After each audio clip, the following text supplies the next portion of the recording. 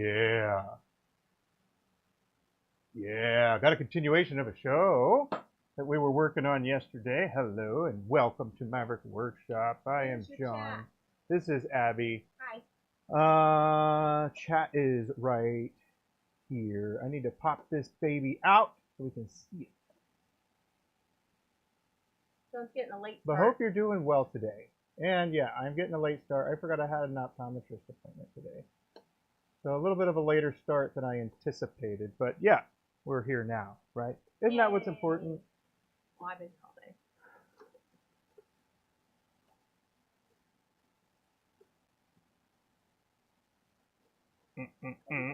Whatever. It's good enough. But yeah, hope you're doing well. We're going to be turning some of these Monarch butterfly blanks into pins. Be working on some of these. Abby's got some of them done over there, and these are the blanks. Pretty darn cool. Tilly, how are you doing? Good to see you. You look like a new face. Are you a new face to the shop? Either way, welcome. Yes, welcome. What are you doing? I'm going to sit for a second. Fine. You keep talking. You don't even have to have me on screen. I'm just going to sit here for a minute.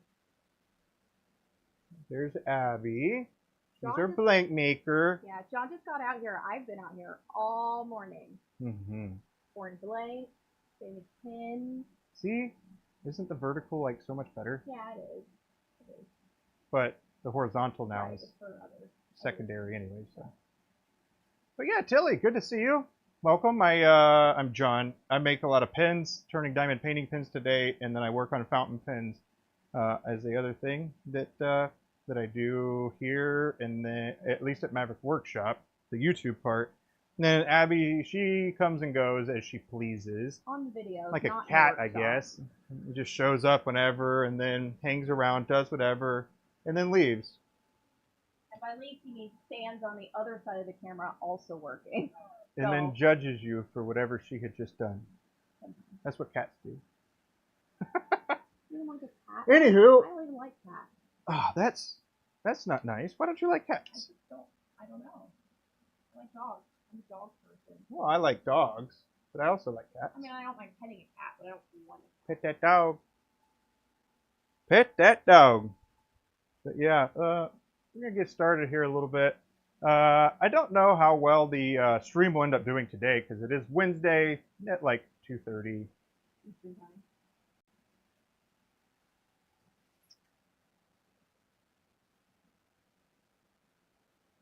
Cut your head off.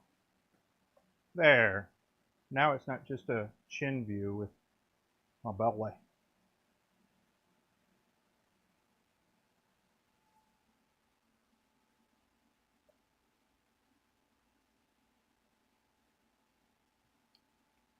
Hydrated now. More than I was.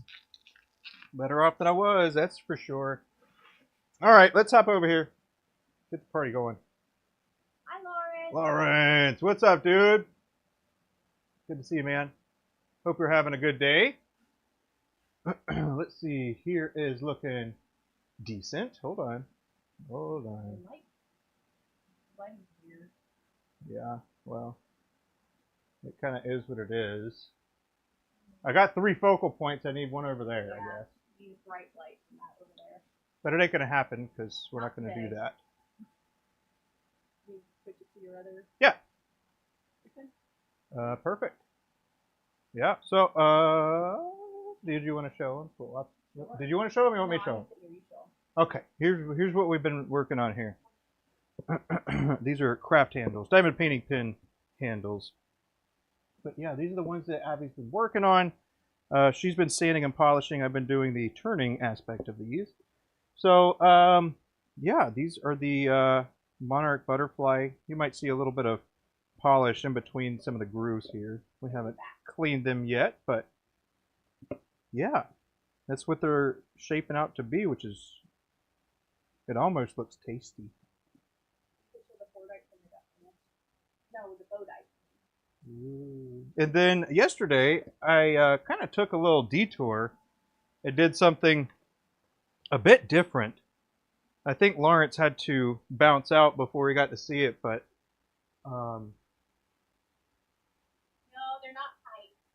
the are those pipes? No, Apex, they're not. I suppose they could be if you wanted them to be, but yeah, here is the maritime fordite or boatite, and this is the black prismatic pearl blank that I put on this particular pin. It was pretty darn cool. The material starts off looking like, yeah, perfect. Material starts off looking like this. Oop, there we go. Starts off looking like this, and then we're able to shape it as such. Sometimes these have little bubbles in there too, from, I guess, when they're doing the painting, some of the layers ends up with a little bit of bubble. This stuff kind of feels like chalky almost. It sands very chalky too. It's interesting that it sands off. But it won't wipe off on your hands, so there's also that. It's just kind of weird. Kind of a weird material, but really neat. But anyway, that was the maritime fordite, aka bowtite. Yeah. And that was actually a completely different execution than I do the other pins. So that was neat. That was kind of fun to have a little detour yesterday, because we showed off. Somebody asked what the what material I'd want to use for like my greatest creation of a pin. And so really it changes. And the reason it changes is because I try out a different material. I like the way it looks. And then I have an idea for the particular pin, then I go for it. But yeah. It's pretty fun. Your allergies are acting up. I've been taking Zyrtec for mine. But yeah, down south, man, it's been pretty rough with the allergies this year. A lot of pollen.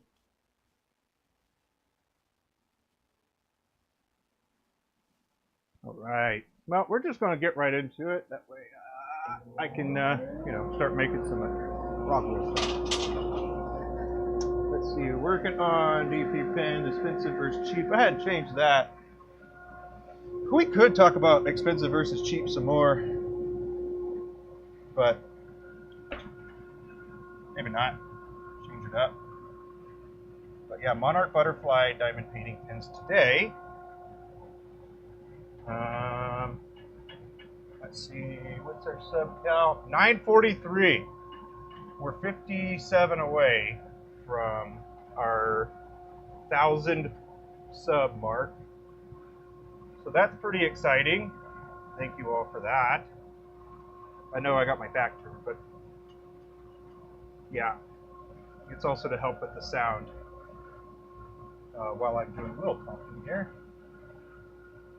So we are at 943.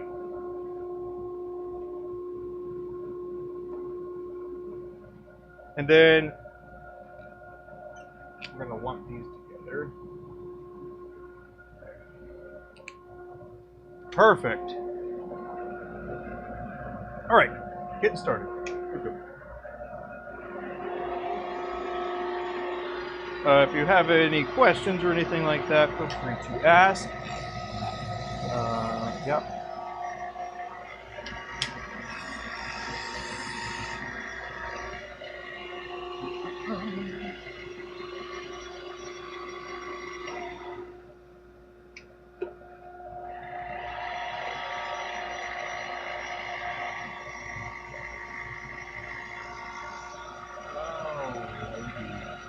We got 21.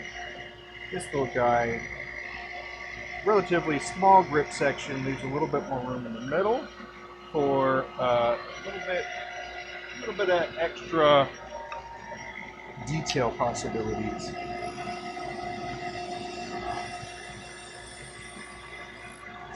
First thing first, you want to carve out the functional aspect of it. At least that's what I want to do. I want to carve out the functional portion, at least know where the functional portion is going to be, then kind of do a little bit of detailing around that. I switched. If you've watched for a little while, you'll notice that I have a different color carbide insert. This one is a different coating of.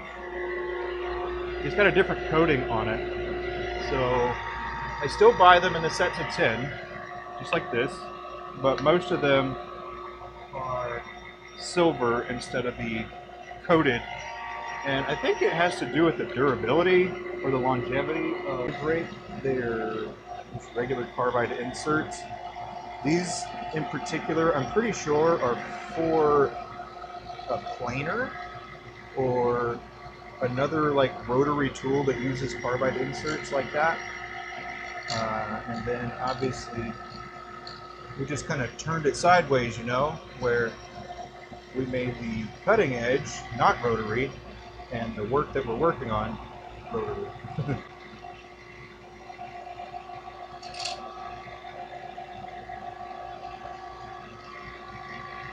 Yeah, it is quite sharp, so I have had to be a little bit more careful with how I'm turning. Getting a little bit easier with it.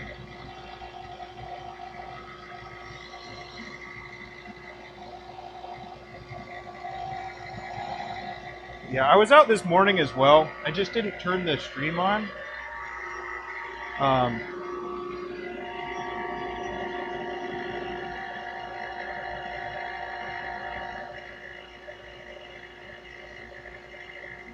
Get out of here. That nonsense.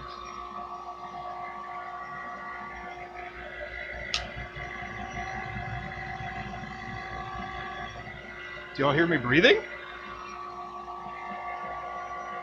Is that what it is? Do you hear me breathing? I mean, that's a weird way to let me know, but either way.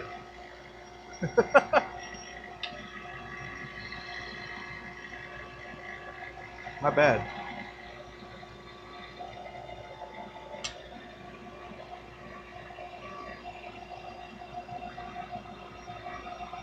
Mistakes. Mistakes happen. You own them, learn from them, move on. And then make adjustments as necessary. Prime example. Thank you for the example. Jeez, please, what is going on?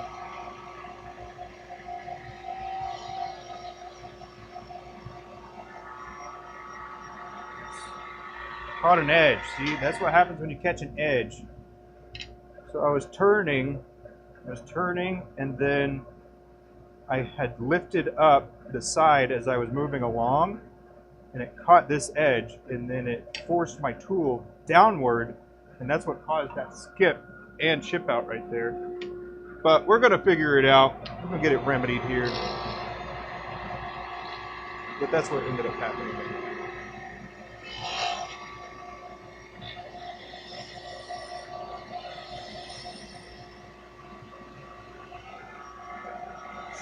We're gonna get it sorted though.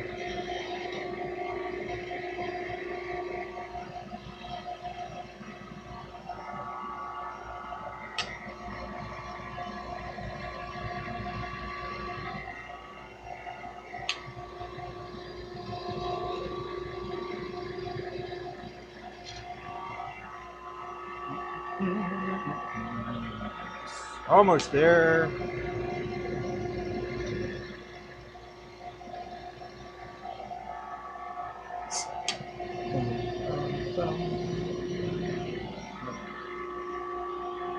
This will be like a back kind of thing here.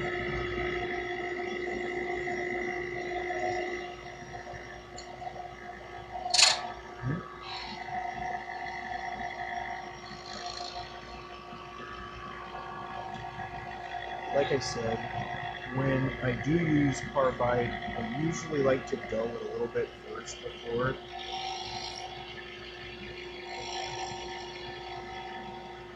by turning squares, or something else in general. It doesn't really matter what. Just something else that's kind of hard and will wear it down a little bit. But because I have a 10 set of these, and supposedly it's going to take more time to actually wear them down. You'll see. But they're not that much more expensive than the other refills that I was showing. And they'll probably pop up the same way too. If you were looking at the 12.5 by 2.5 millimeter inserts, it's just 12 by 2.5 and 30 degree. That's what it is.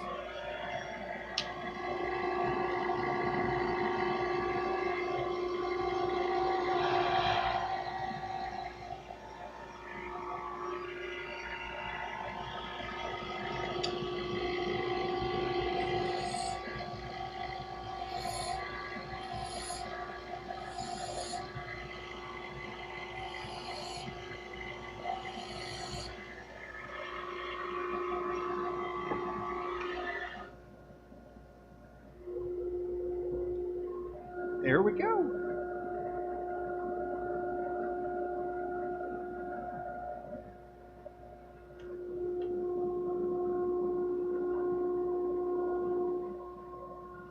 Okay. Green, blue.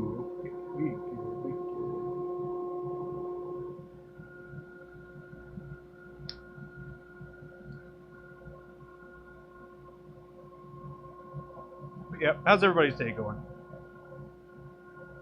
Anything happen? Anything wazoo?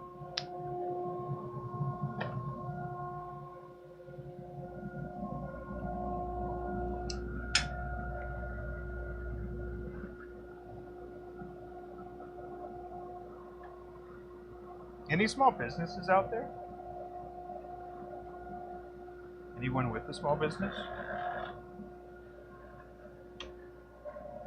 Or a home-based business? Hey Brian, what's up, man? Good to see you, sir.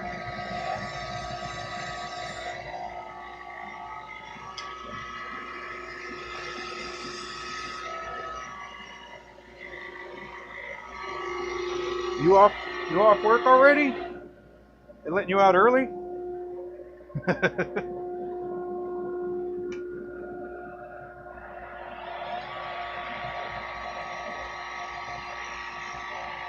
Oh, gotcha. Still there.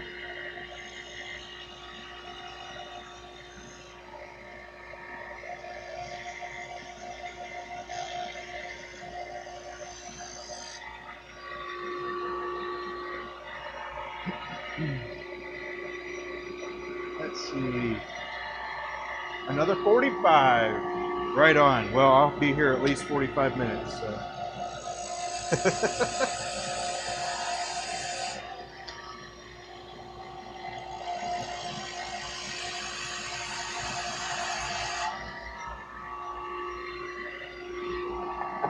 That is something, right?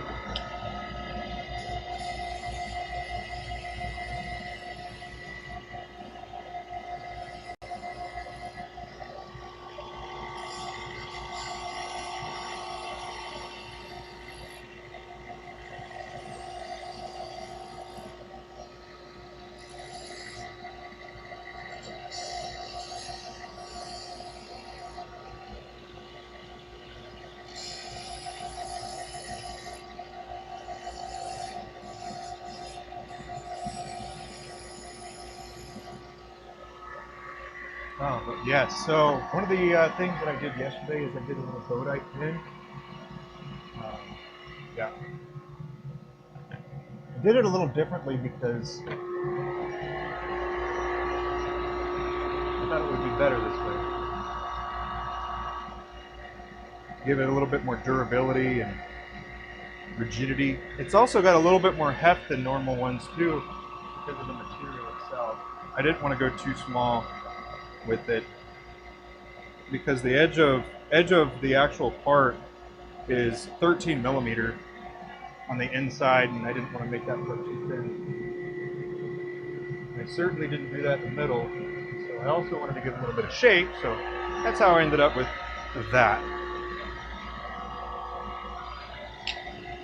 And it was also a proof of concept that I kind of assumed would work, but it worked well.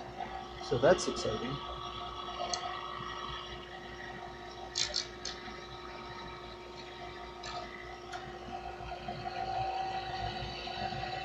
But that particular thing actually had me up last night just thinking about all kinds of different ways to implement that exact same thing for all kinds of stuff.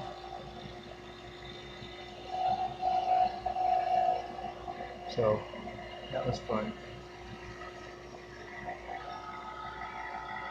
Brian, do you use a printer, a 3D printer? I don't know if I've asked you that yet.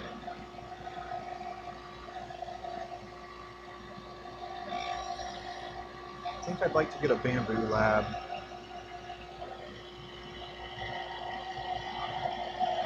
Like not quite the entry level, but definitely not top tier either. Because still have some different ideas that we're playing around with. But we'll have to see if it works out. Oh, sorry. I was asking if you had have used, or if you use a 3D printer. Yeah. My bad. I hope my sound's all right. Is my sound all right? What? Is my sound all right? What? Sound? Obviously not. Yeah. Will you check it?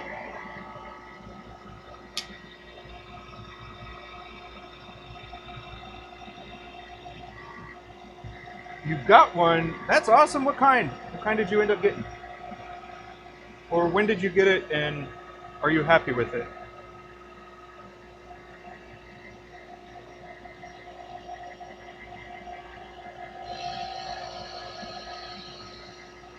Oh, okay.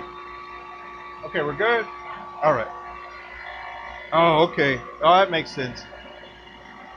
Just making sure it wasn't on my end. No, the Ender 3. I had that. I had that at one point. And then the magnetic bed wasn't right anymore. It wasn't working correctly anymore. And then ended up replacing the bed with the glass bed, and it was junk. The glass bed was not an upgrade.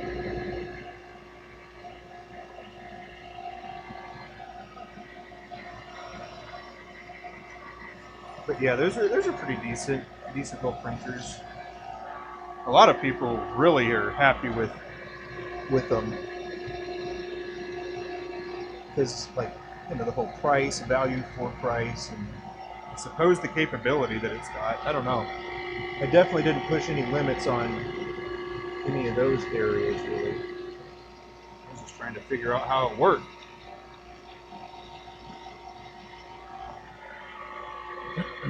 But yeah, I think auto leveling, all that jazz will be a huge help for trying to do that type of stuff.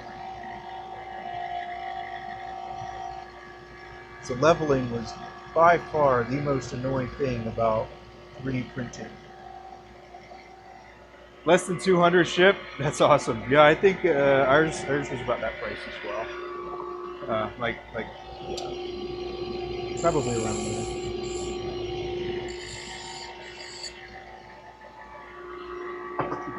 Need to make it smaller.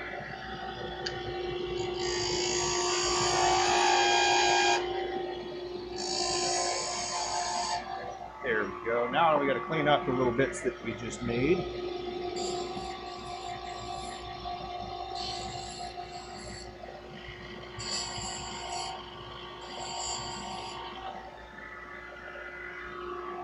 There it is. There it is. You needed it for a project. Right on. Yeah, I believe it. It's just one of the things that we think about is not just one particular thing to use it on or with or for, but to have like a few different avenues if we were interested in doing that. So we're got some ideas that we're playing around with. I think one of the cool things that we could do with the printer is, you know, get like old cigar boxes. Sorry, Lawrence, not for you. But yeah, getting cigar boxes and then basically creating a little organizer with the printer and then being able to print it. Sounds pretty cool to me. And then you could even level it up by doing, if you did simple shapes, you could actually like, you know, cover the outside with some material like cork, like adhesive cork. That'd be cool.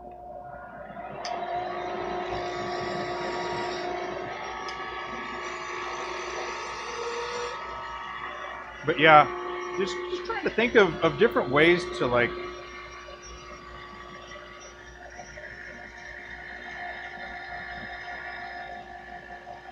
I guess do something different.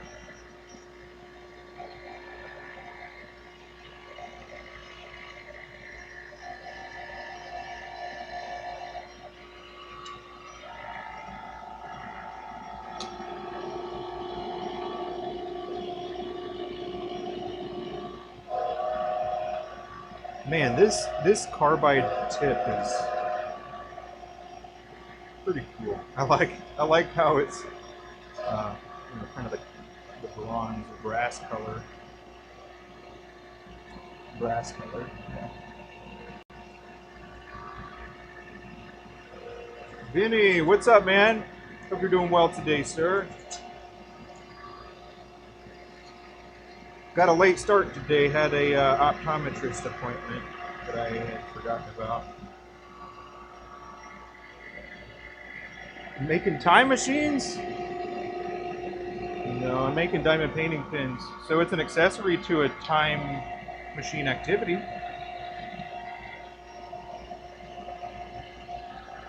But how are you doing, Elsa?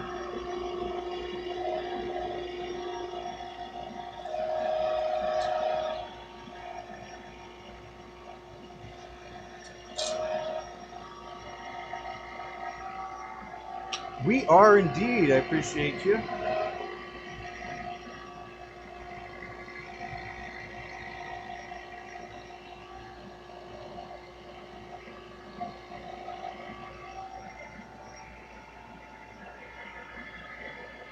You're awesome. Why, thank you. You are too.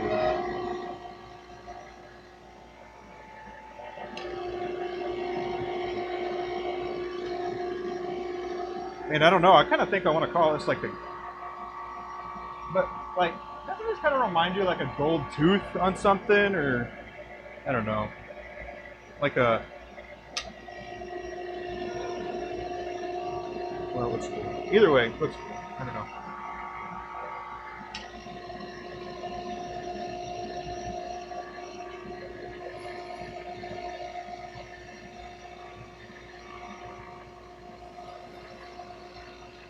Man, what a good turnout. Wow. Here I thought Wednesday at this time would be not good. Boy, was I wrong. Thank you all. Or at least stopping by, you know.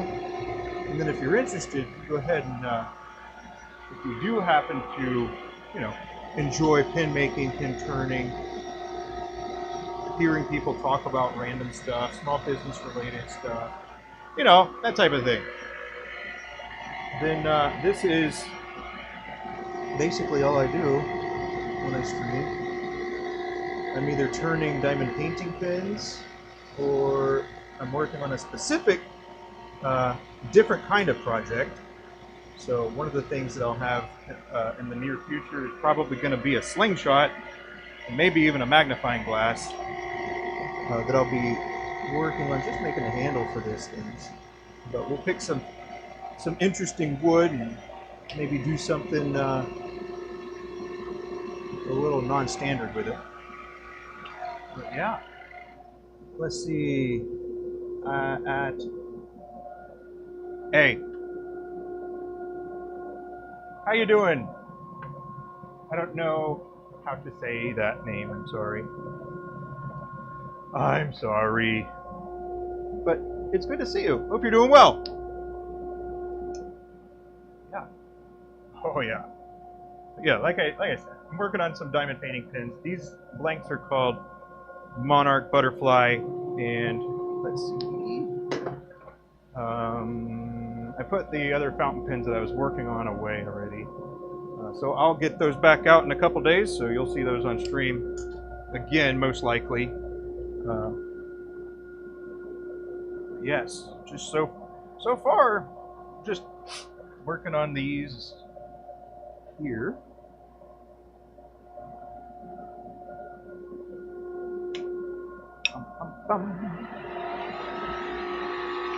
Uh-oh. 17, right? Yeah, 17. But yeah. Oh, man. This turnout. Incredible. Incredible. Inconceivable. Sean, what's up, man? That's a blue morpho, by the way. Oh, it's good to see you, man. How you been? Been traveling around, or you been holding steady in out west? Or do you even plan to move on around anymore, or are you set right now?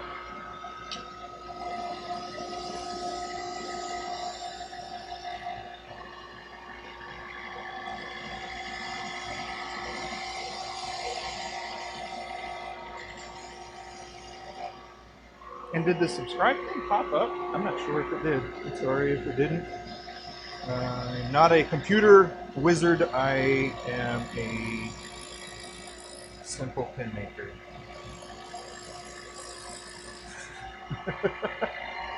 Working in Montana. How's the weather there right now?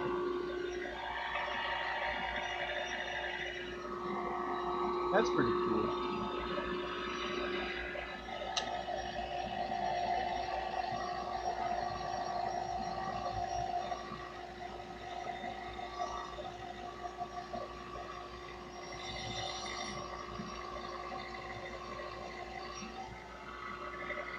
Working in Montana. That's fun.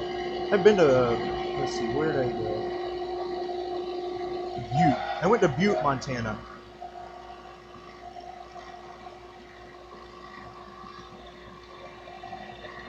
Yes.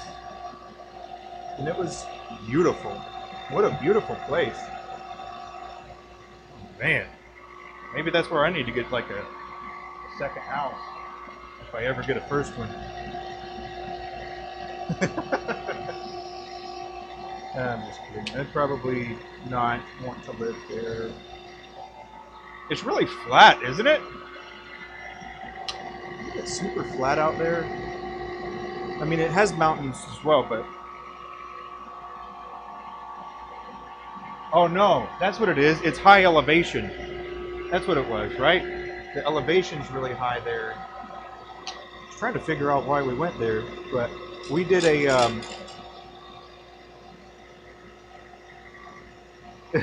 I bet you do. Yeah. Well, it's B-U-T-T-E, so it can only be two things, I would say. But yeah, I know what you're getting at. Oh, nice, nice. But yeah, we did a jump out there, and the drop zone, I think, was at like 6,000 feet or something. And if you know much about like skydiving, the elevation that you can jump from is 13,000 feet. However, if you are starting at, that's, let me not get ahead of myself. When you factor 13,000 feet, that is above sea level. So not above ground level. So there's AGL, or the, I think it's the mean sea level, but yeah, it's based on the elevation like that, not so much starting on the ground and then going up because the air density. So if you didn't know, now you do. The air density makes it so you have to like pre-breathe the oxygen if you start too high. So the jump that we did, if the drop zone was like, if the drop zone was at 6, we could go up, what, 7? Yeah, we could go up and jump from 7,000 without needing oxygen. And that's above ground level, so 7,000 above ground level, AGL.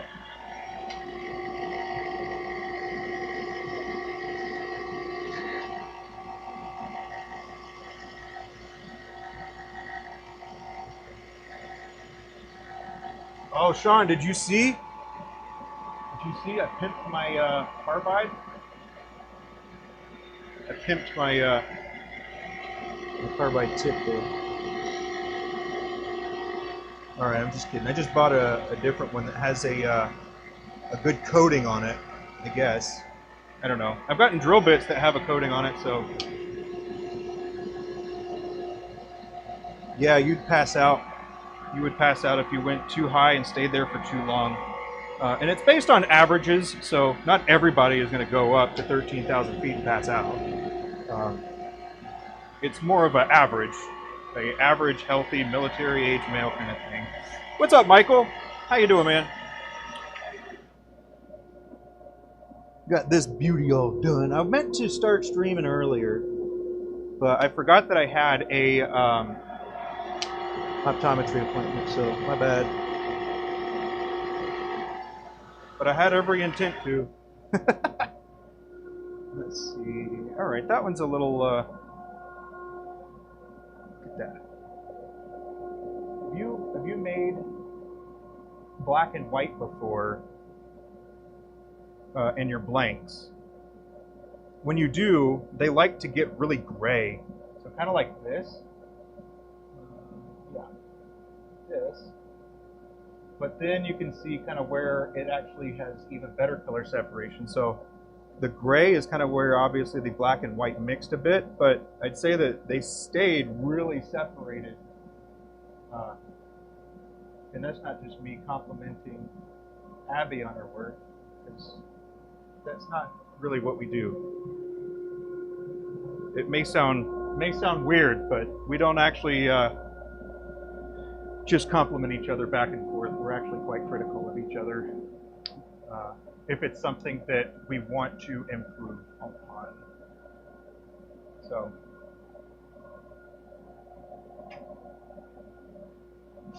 got to be able to separate, which is extremely difficult, the work/life balance. So sometimes she's a wife, sometimes she's a business partner. Well, all the time she's a wife. Sometimes she's a business partner, co-worker.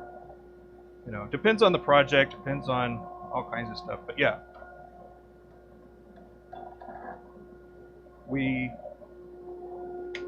have gotten a lot nicer over the years, I would say. We were pretty. Well, we were very critical because, well, we each had a vision of what we wanted it to be, and so aligning that type of thing, that was kind of tough.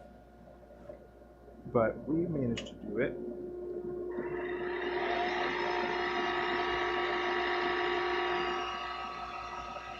But yeah, it's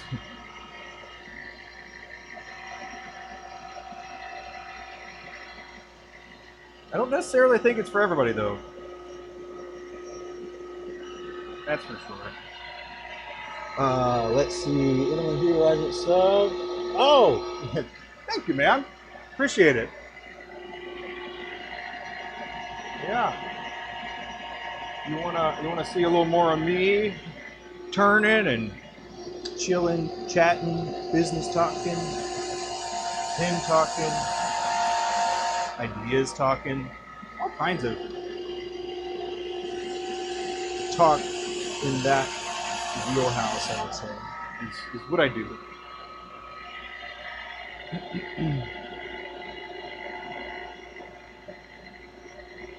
Holy Trinity College of Art. I went to a Holy Trinity middle school. So that's weird. That was the auto suggest for your stuff.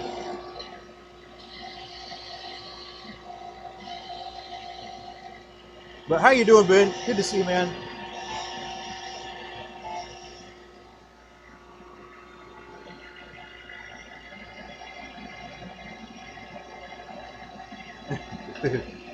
No, Michael. That's the whole point, man. I mean, if you're asking about Temu stuff being quality, I mean, you know, that's a different type of thing, because it could be good for somebody that uses it, but it also might not.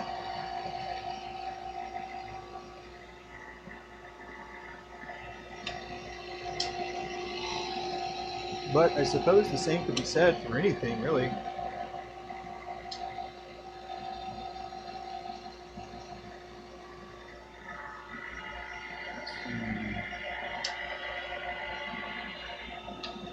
But no.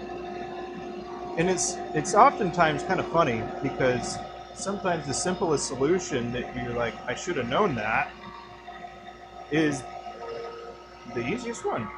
And it's the one that's like right there that you were thinking about the whole time, but you just didn't do it because you're like, it's probably not going to work. That's just too simple. Because everybody has that idea of, well, if it was easy, everybody would do it. Or it can't be that simple because this needs to be more complicated. But yeah, I have elevated the complexity of pens, that's for sure. Come a long way since a Bic crystal. Yeah, I talked a little bit about fountain pens yesterday, and the kind of the direction of it, and then how it phased out of schools. And part of that was because of like the typewriter. They were trying to sell more typewriters and have people, you know, writing like that. And then nowadays they have all your computers and documents and stuff like that. So it is a pretty niche thing, I would say, where you'll get people with a lot of different thoughts and opinions about different types of fountain pens. Some of them, they like them for the color, they like them for the nibs, they like them for the inks, they like them for all kinds of reasons. And I mean, the same thing for really any tool, right? Like, it could be the best tool on the market, but if I don't like the ergonomics of it, it doesn't matter. I won't like it necessarily. So it is interesting thinking about it like that. Does anybody else have any examples of that type of thing?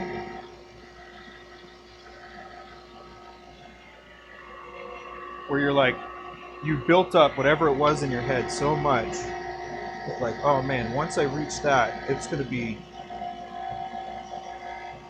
smooth sailing, or going to be easy turning, or I don't know, whatever. Anything where you're like, this is going to be awesome, and then you get it and you're like, well, not what I had hoped. I'll be honest with my my laser, my X-Tool laser. It's an incredibly powerful thing that has great capabilities and would definitely work, but thinking about it, it's kind of not really the type of thing that I do. So really what we did is bought a laser that we pretty much just do nibs on. We laser the nibs with the laser.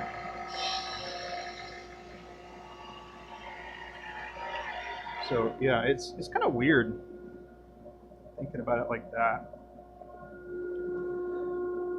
And then let's see. So I was thinking after the pin show season starts to wind down a bit, I was thinking doing like a Woody Wednesday kind of thing where we pick a species of wood and then kind of make a couple things to get some exposure on the different types of wood and things like that. But I think it would be pretty cool if, you know, we turn it, sand it, finish it, offer it. Like, here you go. Anybody interested? But, you know.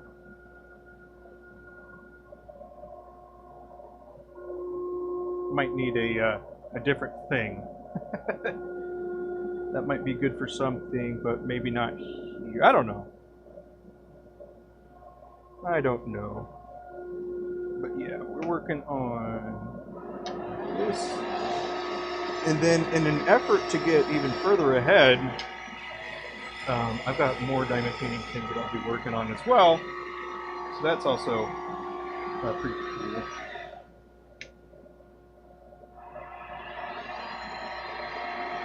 Because we'll be carving out, we'll be using that to carve out basically a week so we can get ahead, carve out a week so we can focus specifically on fountain pens. Because I've accumulated a decent amount of inventory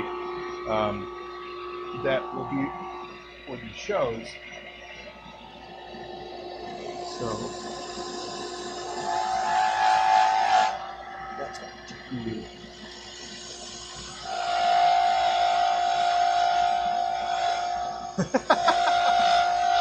Hey, no worries. The numbers are changing. Numbers are changing. No worries.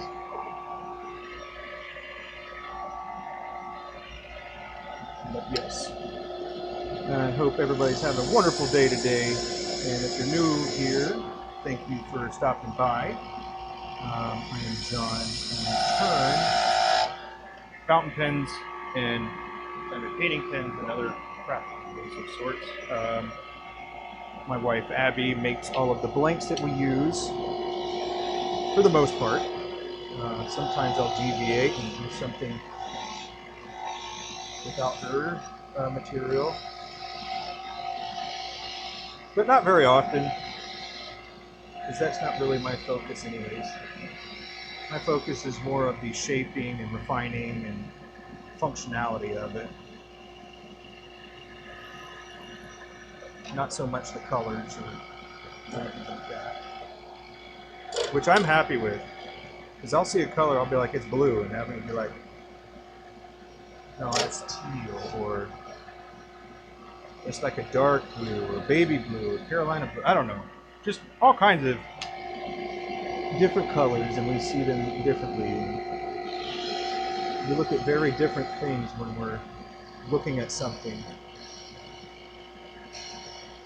Which I'm sure if we did a poll, y'all would also be looking at something different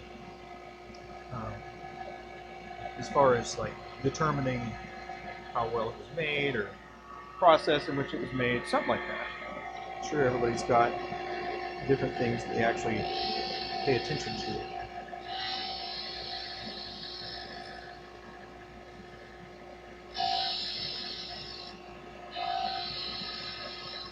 So Ben, yesterday I did a cheap versus expensive little chat, and that's kind of where we started yesterday.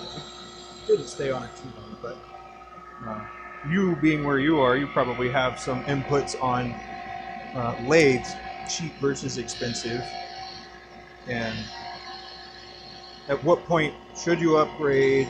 Do you ever need to upgrade? What's the point of getting an expensive lathe versus a cheaper lathe and all that stuff? And I think at a certain point that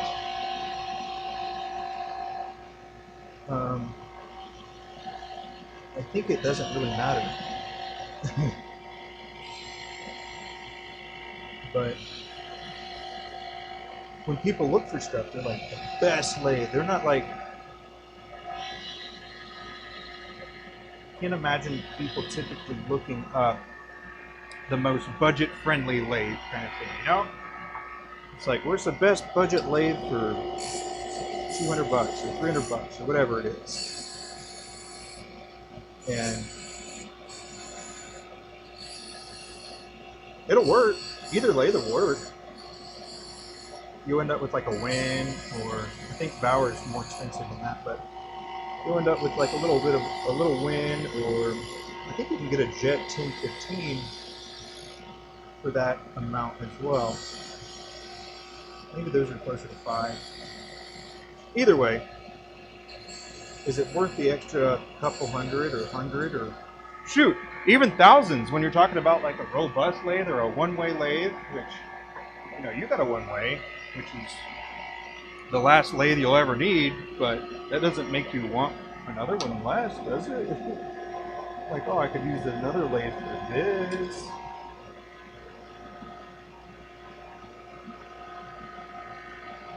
But I just think of one-way or robust as like pinnacle, really. But I'll be doing the same thing on it, so it's kind of weird. It's like I'll be using the variable speed just like I would now, using the forward reverse just like I do now. Like, it won't really change much.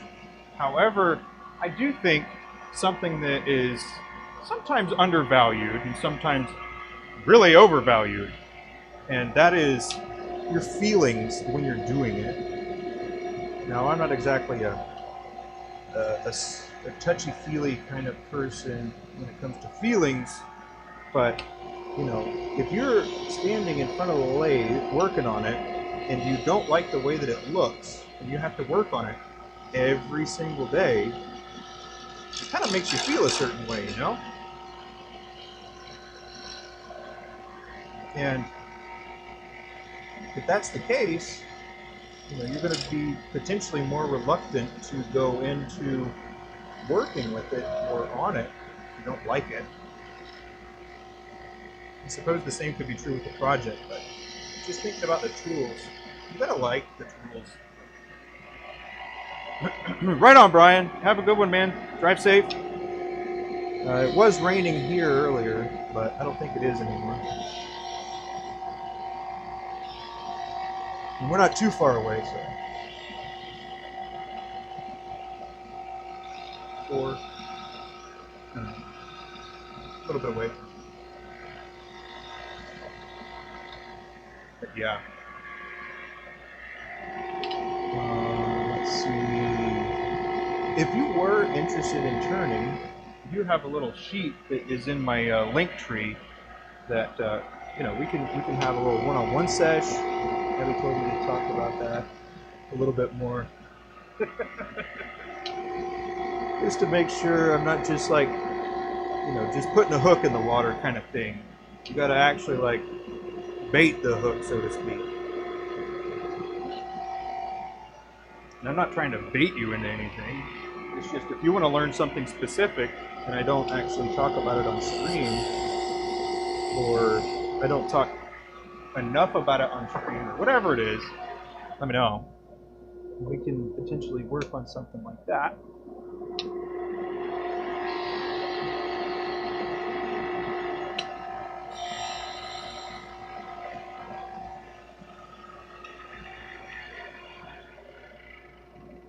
Let's see, the lathe is a small portion of the equation, yeah. It's the craftsman, yeah. You're right. You're right. Although it does make some things easier for the craftsman if it's the right tool for the job. But the craftsman knows what needs to happen and will figure out with what he has to do it. Or they'll go shopping and then get the right thing for it.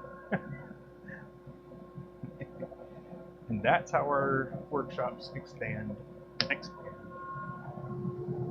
Because we have a cool idea for a project, and then we're like, you know what? Instead of just spending $100 on whatever, I'm going to spend like a few hundred and be able to do it twice I mean, one of the best examples I think of is people using a power drill lathe.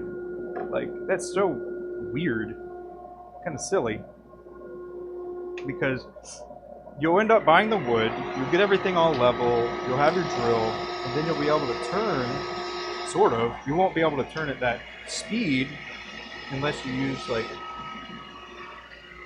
a pretty powerful motor, right? You don't need a 1 horsepower to turn pens. You could probably do it with a half or maybe even a quarter. It depends. Just won't be taking as much material off at the time, but you know, a 1 horse will be fine.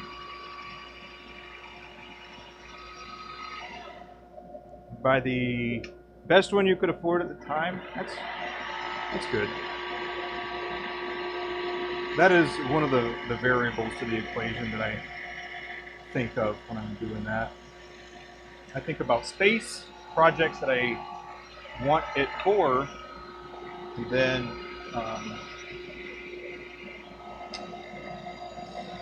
price, yeah.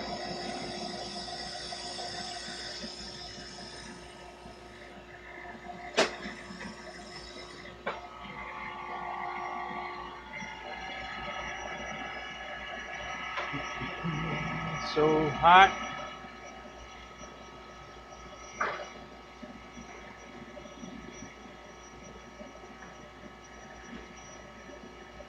So how far am I from starting to make money?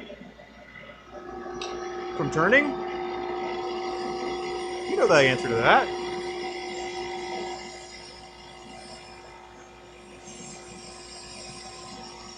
You know where I'm at.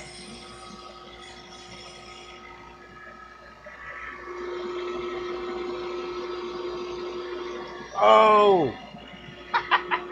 My bad, dude. I thought you were talking about off of making diamond painting pins. My bad. No, you're asking about the YouTube. And from what I see, it looks like 943 subs right now, but that probably has changed and it won't update until probably after I'm done with the live. So, or maybe not even then. For whatever reason, they like to accumulate the data, analyze the data, and check it before they actually tell you their numbers that they counted. It's like, all right, how many did you count? Oh, how many did you? For those to pop up. I hope you are making money off of my work. Yeah, shoot. The interesting thing that I told Abby like a long time ago, obviously I can't do it because this is our means of income. But if I could, I'd probably just do this because I like doing it. Like if money wasn't an object type of thing.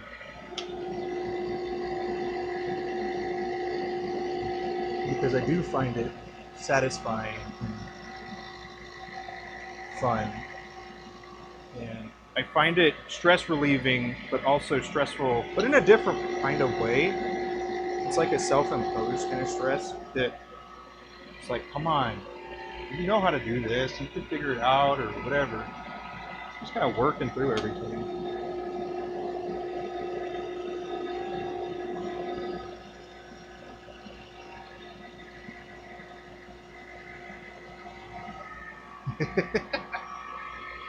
Man, it almost feels like panhandling. You spare a sub? Can you spare a sub?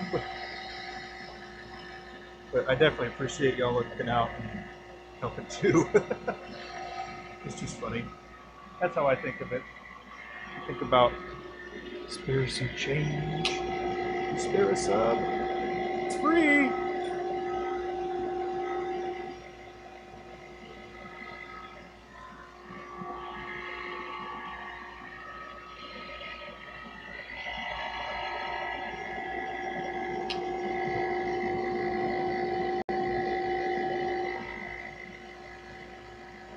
Yeah, man. It really was a Pretty impressive turnout for Wednesday. That's pretty good.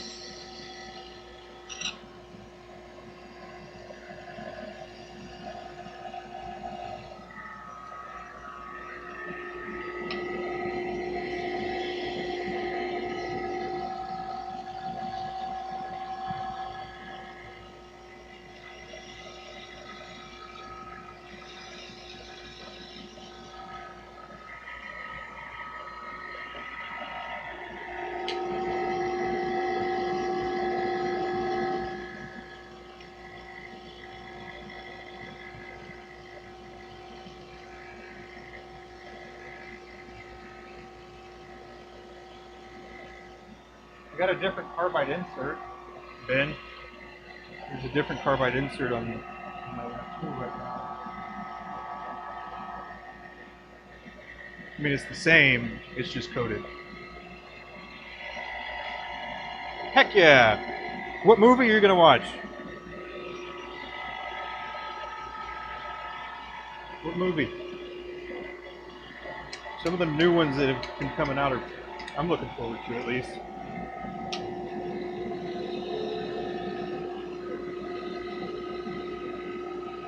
Yeah.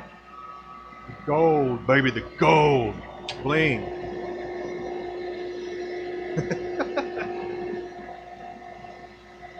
Oh, John, can't be doing that.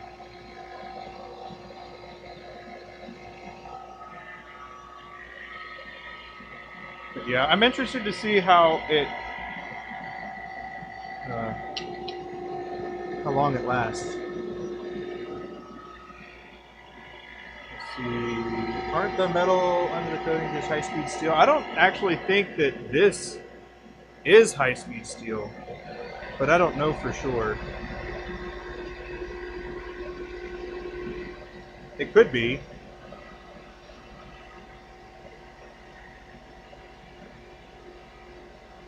No, I don't know. Is the coating A better turning experience? You know what? I will say that yes, it is. It is enhancing my experience of turning. Because I like seeing it. It's neat. It's a different color.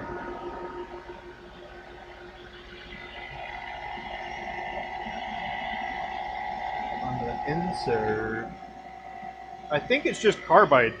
I think it's carbide, and then they coated it with Something.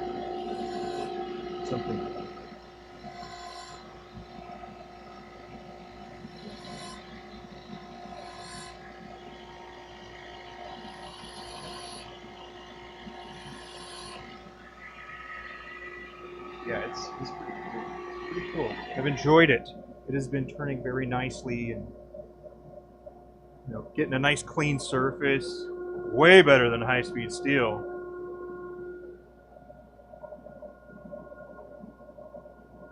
Ah, that's right. I suppose it is titanium coated. It doesn't say on here, or does it? It says tungsten carbide insert. It doesn't. I'm sure it said it on the listing before I bought it, but.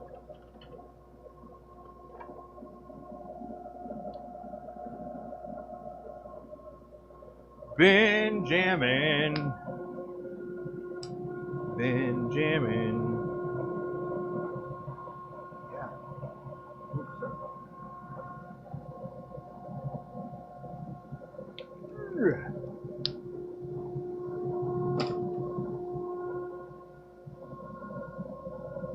It's been nice. And I think it was only like $5 more than the other 10-pack that I get, so it was worth it to give it a shot. Give it a shot.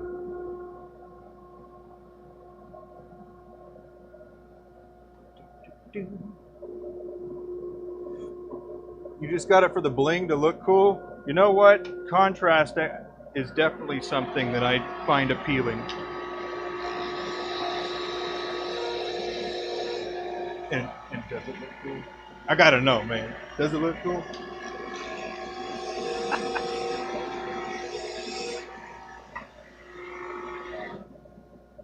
Eight.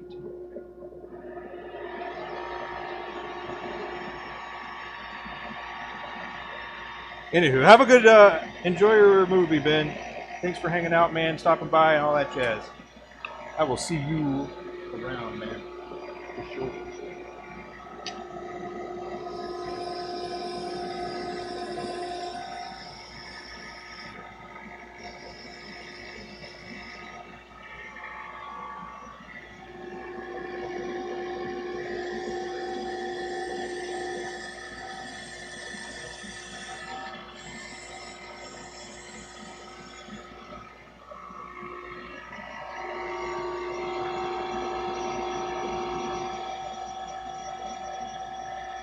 What would be the benefit of the coating if carbide is under? I don't know. Maybe they just squeezed $5 more from me because it was a different color. And it's got no difference. I don't know. They were from Amazon. They gotta be legit, right?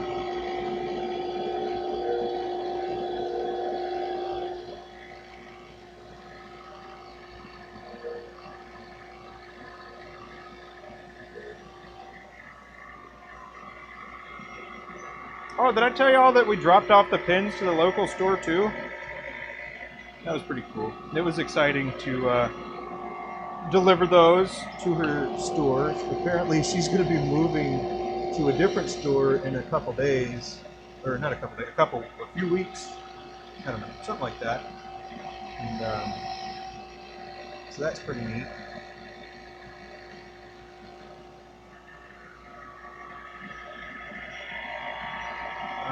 Hard carbide would hold the coating better and give it a sharper, maybe. Yeah, some hardening coat or tempered, yeah, maybe. I'm not sure.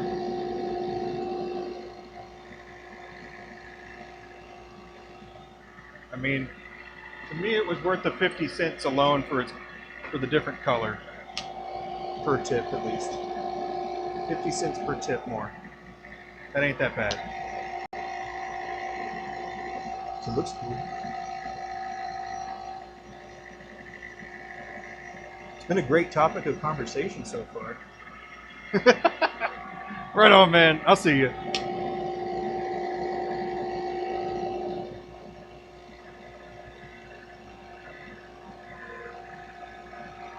I will, sir. Gotta stop staying up so late.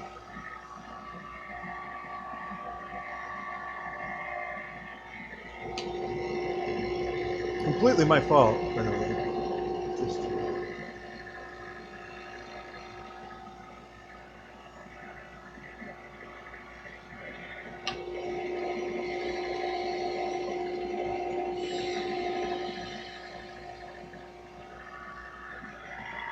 You think it's really meant for CNC stuff on metal? Yeah, probably.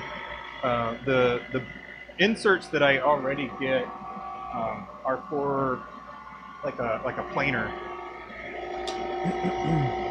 They just happen to fit as well, so that's... I guess a happy little accident. Oh, Bob Ross. But yeah, they're the same inserts and packaging and everything, just different coating, I guess. But yeah.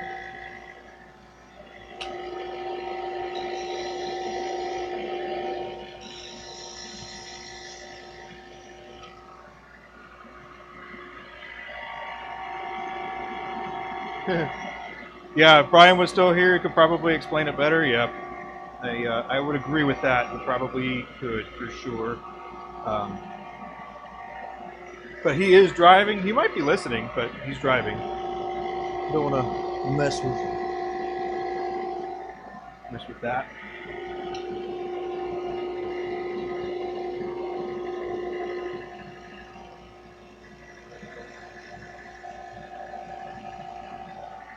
Yes, man. We are cruising.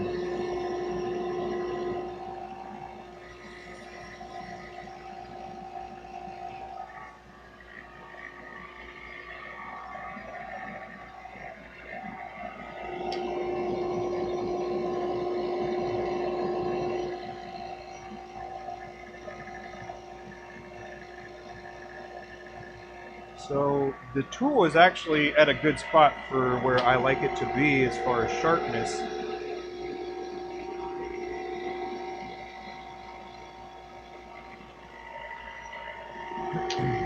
A little bit.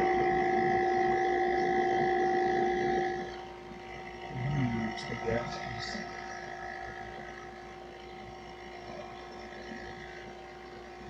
What that is.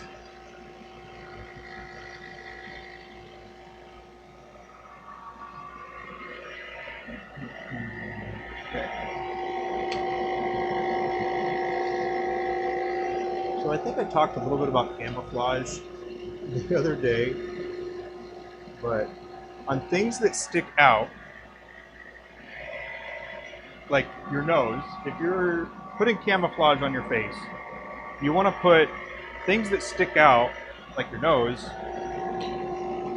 darker, so it, and then the stuff around your nose a little lighter, and that way it'll kind of plane itself out so you don't look as three-dimensional. So that's kind of how camouflage works. And then if you, the reason I even bothered to say that is because when I look at different things here, like this almost looks like a different shape than that one, but it's, I mean, it probably is slightly different, but it's also an illusion that some colors will do. Make you think that it's off.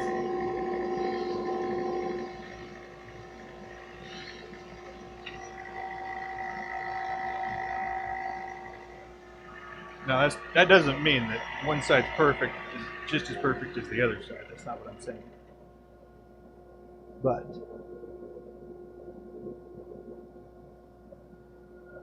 if we were to do like a side by side, measure it, probably get an idea of where we actually are. So that's about 1 inch to the base here. And then again, 1 inch, I guess that one's slightly further, not much though. No. Yeah, it's the same. Huh. Get the calipers? No. No. Remember the caliper guy? Yeah, I remember the caliper guy. His name was Justin. He'll probably swing back by at some point. I bet I hadn't seen the last of him. Yeah. These are looking good.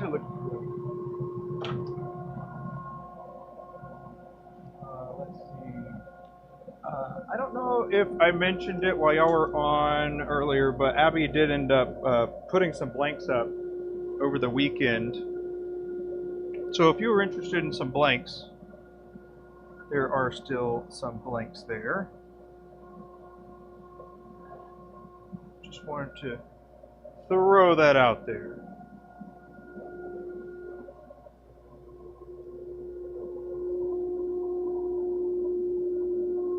It looks awesome. I appreciate it. Abby did pretty good on that color separation on that black and white. That one's a doozy. So is yellow. Yellow is another hard one, but she's been doing pretty good with that as well. I've got one of the prismatic pearls somewhere. Not here. It's over in the other drawer. I got a prismatic pearl that has yellow that normally it would turn green, but because color separation is still improving, she's getting better. So there is that. Yeah.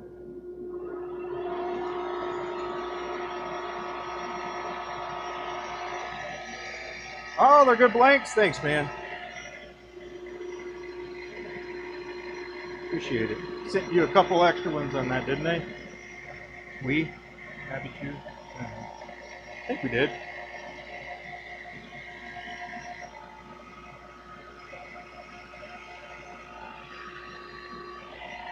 There's something else that I was thinking about that would be pretty fun. A little weird, but also kind of fun. I think it would be fun where you send somebody a blank, and they make you a pen, then they send it back to you. And then you could do that with everybody. It would start getting kind of crazy, though.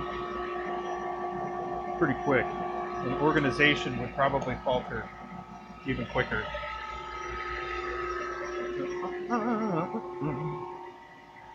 Uh-oh.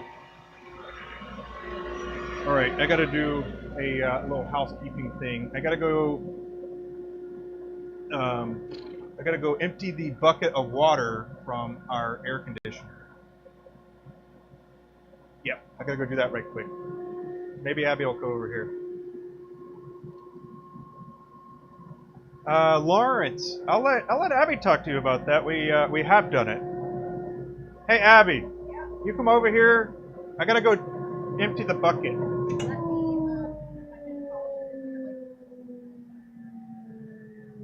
got what?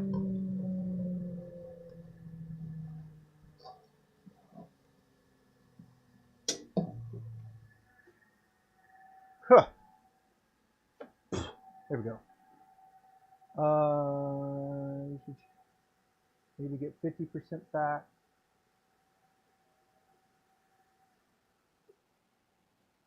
50% back? What you talking about, Cletus?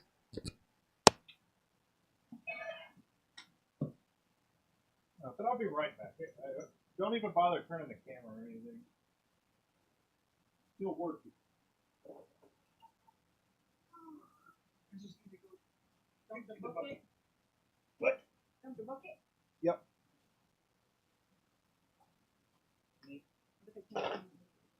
Huh?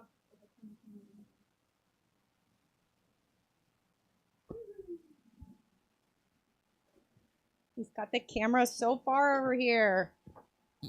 Hi, Sean. Hi, Vinny. Oh, hope you guys are having a good Wednesday. It's not as hot today. It's kind of nice. I've been over there sanding. These are turning out. Oh, sorry. I'm so close to the camera. These are turning out so cool. I'm so happy with the pattern that I got here at the bottom. Using a bit of a different technique. Sanding up nice and good. Oh my gosh. Hi again, Lauren. Ooh. I wasn't really listening, but I could see the chat. Yeah. Sean, I'm jealous of your 70-degree weather. It's just not fair. Hi, Luna. Hi, Luna. Luna, you're a good girl. Hi. This is Luna. She's very excited to be here. She's joining the stream. I messed your camera all up. What? I messed your camera all up. Why? I was showing Luna. Priority. Did they even like seeing her? Did you guys even like seeing an adorable dog? What kind of question is that? Oh, I'm just gonna have to fix this. I don't know. Anyway, beautiful, amazing work. Thank you. Thank you. John's back already. He was just dumping a bucket outside. Yep. And you got to see a dog, so yay! Right, Luna. Gotta take the wind. Here, I get your. All right. Thank you for holding down the fort. I am done. I'm gonna go start dinner, but it'll be like an hour or more. So you just let you know when. Oh, you messed it up. I told you I missed it. Oh, I didn't even touch that one. I messed that one up. Oh, my foot might have. That's all. It was up. Sorry. All right. Luna, she was all wiggly and waggly too. Luna. Hi, she. So happy. She's a good girl. You happy, dog? Yeah, Come here. There you go. Okay. Oh. No. Stay for a second. Stay for a second. Come on. Luna. There we go. There's the dog. Mm. All right. All right, now bye. You need to fix all your cameras. What? I need to fix all your cameras. Yeah, I don't want to look at my belly. Oh, you really did a number on this. So cute. Let's see. It's like it doesn't want to level back out. Come on, Nina. You want that? You want that? It's okay. I didn't even say your favorite word. Okay. That's good. All right. Back in the saddle, man. Let's continue. Yeah, sometimes you're gonna have little intermissions. Check on the stuff that's keeping you going, huh?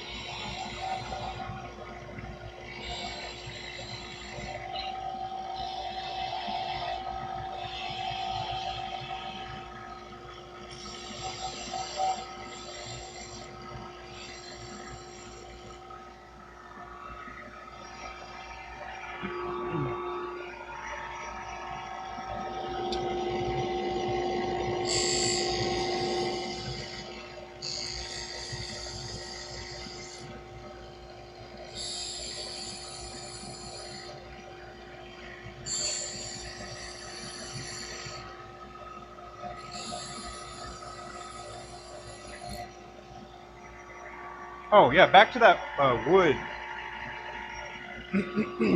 like the Wood Wednesday kind of thing. Deer in the yard there every day, man. I'm not surprised. Not surprised. Probably if you stay there long enough, you might even see like a moose. Moose? Oh no, one of those.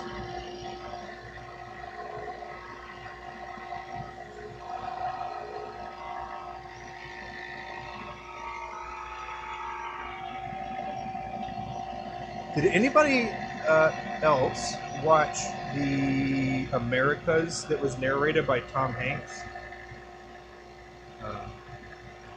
It came out pretty recently. I think it was on Netflix. It's a nature documentary, like Nat Geo.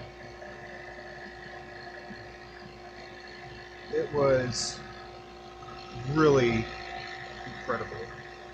Like, some of the animals I'd never seen or heard of. And then some of the shots that they got too, my goodness. It was so crazy. If you do appreciate like out in the field camera work, then I think that you'd really kind of enjoy that too. pretty darn crazy. Do you, hey Sean, do you ever walk around out there and see if you can find any of the sheddings?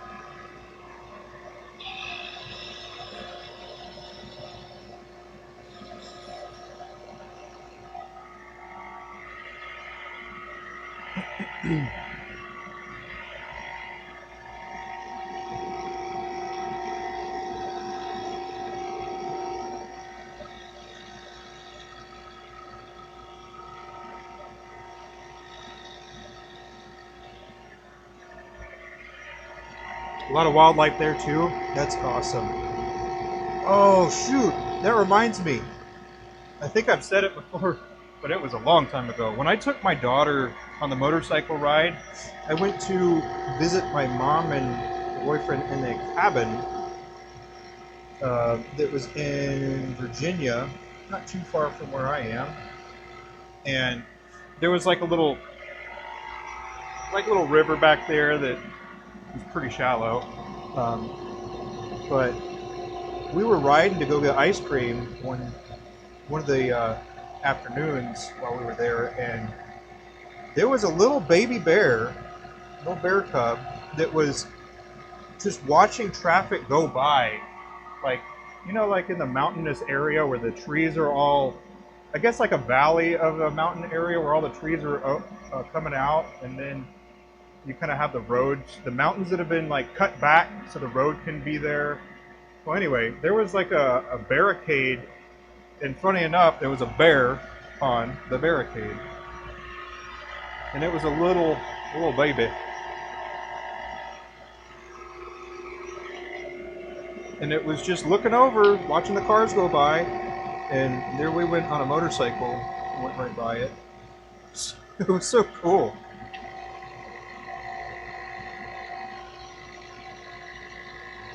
But yeah, also thinking about that Nat Geo too, those animals have never like really seen people. Like they are out there, man. Those animals probably hadn't really interacted a whole lot with people in general, so anything that humans use between like the drones and the camera and the game trail cams and stuff like that, they probably have just never seen it. Whereas some animals, they've seen it quite a few times, and they start catching on a little bit to like it not being natural. They don't know necessarily what it is, but they know that it's not natural. More wide open, grassy meadows. That's nice. Had a black bear eating from his deer feeder. Oh man. Well, I ain't gonna go out there and shoo it away. Don't mess with animals like that. Don't mess with animals like that, that's for sure.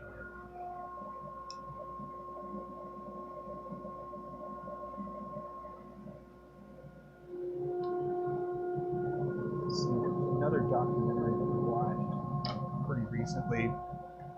We like watching documentaries. But if you were at all into like business and case studies, I think that you would be interested in that documentary about Grey Goose vodka. It's got nothing to do with the alcohol itself. It's mostly the fact that it was branding that made Grey Goose what it was. And still is, for that matter. Because that's not going to... price point isn't going to change, even though it might not be the best. Doesn't matter. In some cases, it doesn't matter, right? Like, they even talk about them blind taste testing different vodkas, and routinely the Grey Goose was at the bottom of the vote. And so one of his ideas is that he's got to make people's brains kind of seem like they can create a certain taste or elegance about it to make you feel like you were getting a superior thing. But kind of interesting if you were interested in that. As far as other documentaries go, there's another. It's not exactly it's a kind of a reenactment of kind of how things happen. But there was another one that was called The Founder. And I'm sure you've heard of McDonald's. So The Founder is basically those people, and then a businessman that was selling other stuff came across how their business was while he was traveling for a different type of work, and he came across that, and then he, started pursuing them and figuring out how it could become a part of what it is that they have built, at least in their local town, and he wanted to expand it. So that's also a pretty darn cool documentary to watch.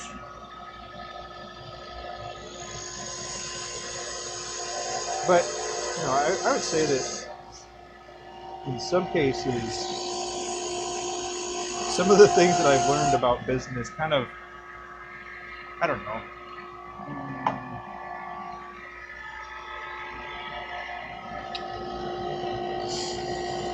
I think you've got to pick whatever it is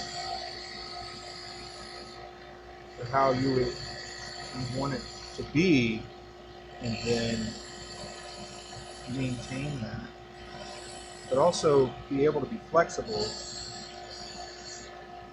But the other interesting thing about McDonald's, you may or may not know that, or this part, but it's real estate that they make a good chunk of their money off of too. Because they have purchased a lot of the different corners of the streets. Like when roads are getting developed and stuff, they have like commercial property that's there, and what will happen is they'll buy that knowing that it's a good spot for a restaurant. They'll have decent traffic, and so they buy it and then they lease it to other, like Burger King and Wendy's and KFC and Hardee's and all that other stuff. So if you think about that, like what's McDonald's business? It's like food. No. If you follow the numbers and stuff like that, it's not, which is kind of weird. That's more or less like, I wouldn't say quite a front for the real estate, but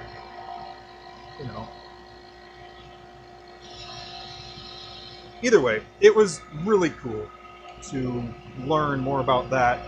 And then it kind of puts you into like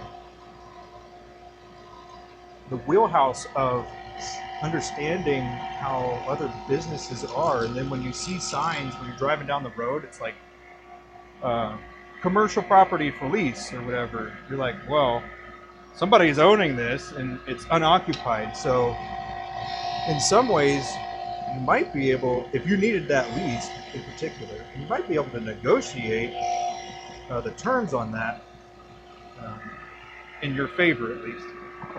But thinking about it, it's really interesting. It's just like the more you know, the more you know. But also, the more you know, the more you realize that you had no idea. Because it's not something that's like at the forefront of people's mind. There's no real reason for that to be, Unless that was your area of interest or something like that. Yeah, there's no real reason for people to know that stuff. And so when it is brought to light, it's kind of crazy. You're like, you got a bunch of cowboys out here just doing whatever. Yeah. Kinda.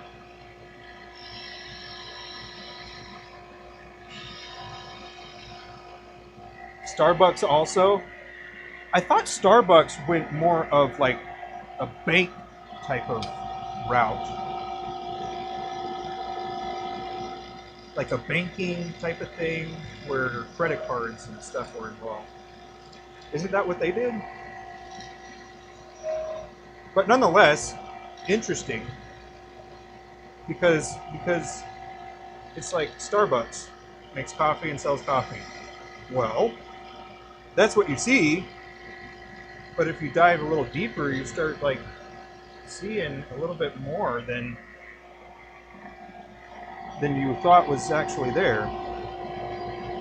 Which, you know, I'll be honest, I find that even more fascinating than them being able to create a multi-billion-dollar company out of coffee, or not necessarily just coffee, but you know, a lifestyle that includes coffee. Like, coffee was already really popular, right? So it's not like they reinvented coffee, but they just repackaged it in a different way that made it so much more appealing, and for a lot of people, a staple in their life. Like, that's pretty darn crazy and incredible. Like, in some ways, I'm like, man,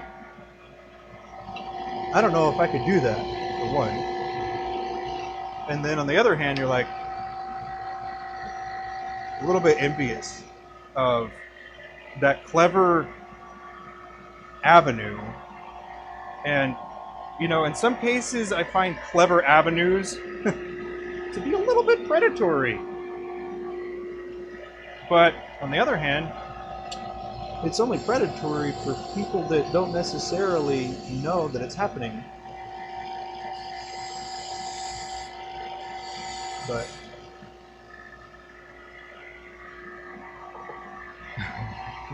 oh, marketing, yeah.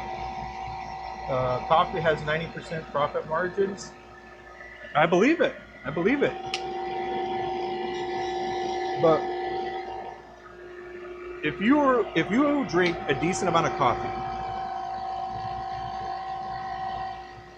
then you'll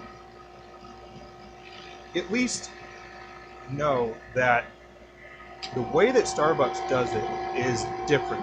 Something about it is slightly different than when you bring it home to make it yourself. Like, there is something about it, and I don't know if it's like, okay, here's something even more crazy. If you didn't know already, Coca-Cola straws, like McDonald's gets a specific syrup from Coca-Cola that is a little bit different, and I also think that they increase the amount of carbon dioxide in there to make it a little bit more bubbly. And then also, they have gone so far as to design just the right diameter of straw for you to drink that soda, to where you have plenty of carbonation that's going in. It's got the acids and stuff that's like neutralizing the pH in your mouth. And that's the other part of what some of the crazy science behind it, that they that is like food chemistry. And what has happened is that, or their goal rather, was to make you hungry. And so the different pHs and stuff like that affects your body's notification to be like, hey, you've had enough food. Like letting your body know that you've had enough. But that is an inhibitor of sorts, which is crazy. I don't drink many sodies anyways, but yeah. Only coffee you like is a DQ. Oh my goodness. Have you seen some of those Dunkin' Donuts coffees? There was somebody that did a short clip of how much sugar, if you were to take like table sugar or baking sugar and put it, the amount of grams that it is in one of those Dunkin' Donuts coffee drinks, it like fills. So if it's like a, what is it, like a 32 ounce, sugar came up like at least half of the cup. And it was all like pure white sugar. So you look at that, how many grams of sugar is that? And some things have like 50 grams of sugar. And you wouldn't know it because, well, you may or may not even care. But yeah, it's wild. I mean, I find it more interesting than anything, but yeah, it's pretty darn crazy. You know what else is crazy? I literally looked at this one a few times and don't know what shape.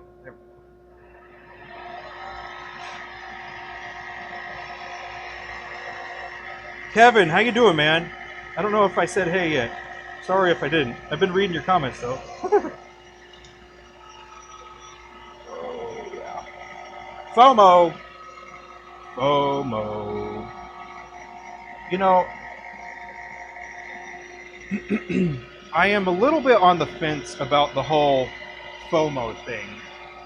Now, in some ways, it's like a good marketing strategy. It really is, because people that want that particular thing do not want to miss out. So, yeah, absolutely, there is an element of fear of missing out. But when you're working with like small handmade companies, like for example, for us, we didn't design our business to be a FOMO business model. Like that wasn't the intent. It happened kind of by accident, really, because we make this amount of blanks for this thing, and then we move to the next one. Now, our strategy was not FOMO when we began because we didn't anticipate selling out. Not every time, but we didn't anticipate missing out. So I just kind of want to throw it out there that if you are talking about a handmade business and then the whole FOMO thing, I don't think that is necessarily a accurate depiction of what the intent was, at least. So, oh no, I wasn't being defensive. It was more of we have gotten those types of comments in the past of like, oh, you're just fueling the whole FOMO thing, and well, I mean, I can't argue with you. Yeah, there is an element of the whole FOMO thing happening, sure. But it's not by design, it's a byproduct. At least for what we were working on at the time. And I mean, it still is, like, we didn't design it to be that way. It just happened to be that way. Like, I didn't know what that even was when we were working on the structure of what it was that we were doing. But you don't necessarily start a business thinking that somebody's going to want everything that you make. Like, you know what I mean? And I don't say that in like a way of like, I only make excellence. That's not what I'm saying at all. Because there are plenty of people out there making cooler stuff. Well, maybe not cooler, but different stuff.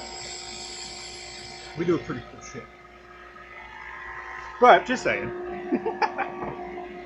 Just saying. It wasn't the intent. It just happened.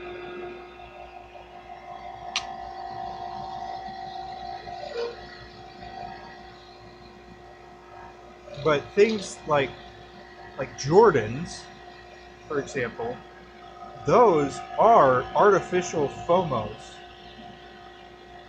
Well, I guess they're not technically artificial because if you do not get them from that drop or sale or release, whatever, then you're probably not going to get them. But they also only make a certain amount of them, and that's kind of like limited edition. So some people are FOMO, they talk about FOMO, but then other people are like, this is limited edition. So I guess that kind of comes back to the cheap versus inexpensive in some cases, right? Because some things you want it to be convenient, but then other things, you know, you anticipate them taking a long time, and the turnaround might not be immediate, or if you want some custom work, you know, if FOMO was a problem for you, but you still wanted something from that particular person, I would say you should reach out to them, the company or business, and, you know, ask if there's something that you can do in order to get that or whatever. I don't know. It's just one of those things that I think about as far as business goes, because everything that we make is limited, right? We're not going to be making the same thing forever. That just won't work, because not everybody wants the same thing all the time. What am I doing? What am I doing? Sidetrack a little bit. Let's see. Those studies are crazy. Yeah, about the tastes and stuff. Oh yeah, Panda Express. That's for sure. That's for sure. What blanks? These blanks are called Monarch Butterfly. Yeah, these blanks are called Monarch Butterfly. And I've mentioned to Abby like years ago that, hey, we're butterfly effect wares for diamond paintings. Why we should maybe do a lineup of blanks that are butterfly themed.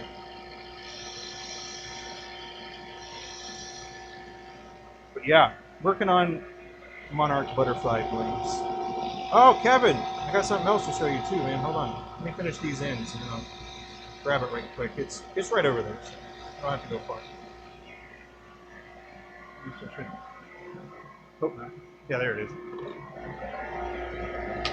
But yeah, good to see you, man. Also, another thing was this carbide. Vinny talked about it a bit already. Ben talked about it. Lars. Everybody. But yeah, it's covered. It's got a plating on it. So.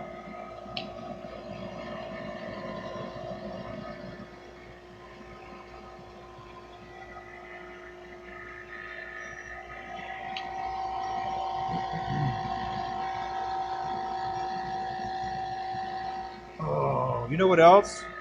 Totally unrelated. But a woodchuck doesn't actually chuck much wood, if any.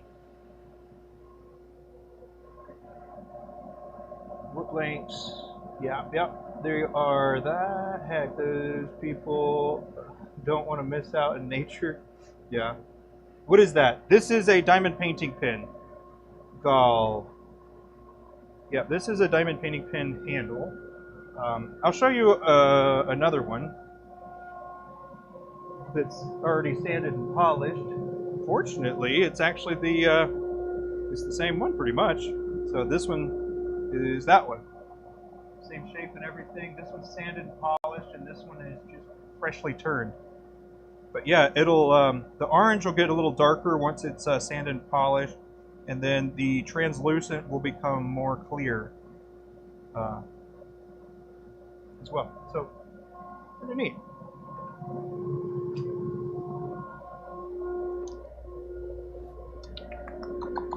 All right. How did I come up with my name? What name? Monarch Butterfly or Maverick or?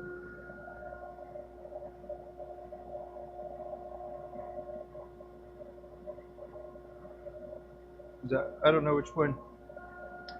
Yeah, I think so. It is.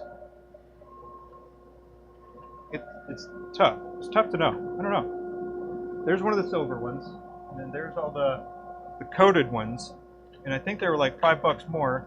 But it says tungsten carbide. I don't know what they're coated with right off the top of my head now. How you doing, RH? I hope you're doing well.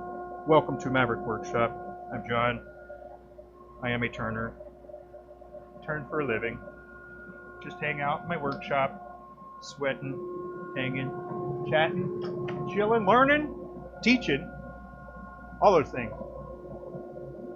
So, if any of that sounds interesting to you, might be something that you want to come back with.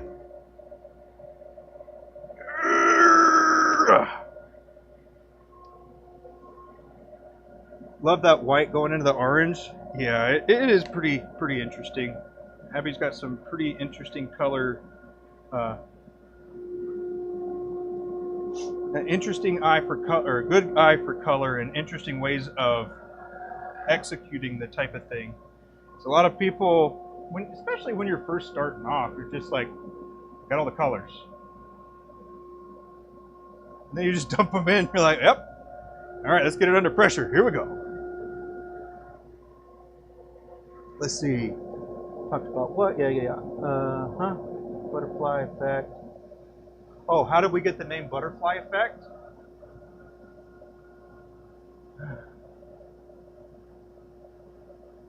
Well, even the wears is kind of a play on word, actually. Butterfly effect wears. So, it's kind of got a long story. I guess a long history, and it might be better for Abby to deliver that so I don't miss some important things that she would want you to know of. Oh, shoot, I forgot. Hold on. Let me grab it. All right, so here we are. You remember the bodite from a while ago, the maritime fordite or bodite. And then you'll remember that I broke one of the pieces, and so I cut that piece off, and this is what I had left of that particular blank. And it was already drilled, so what I did is I took a blank, a black prismatic pearl blank, and then put it all together. So, there. It looks pretty darn cool. And these are the tips for diamond painting, by the way. So diamond painting, it's paint by, kind of like paint by numbers, but they do have alphanumeric codes and stuff like that when you're placing the drills onto the canvas. And this is the way that you would, you put wax or putty or something into the tip, both tips, and then you'd grab it from a tray and then place it onto a canvas. The canvas has a sticky side that you're placing the drills on. So it's nice. It is a coordination sort of thing, and it is relaxing for a lot of people and stuff like that. So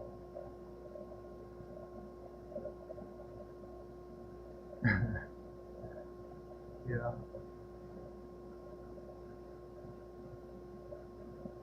Brian, you were wondering about that too? How we came up with the name? Do you like the name or you think it's dumb? I gotta know that first.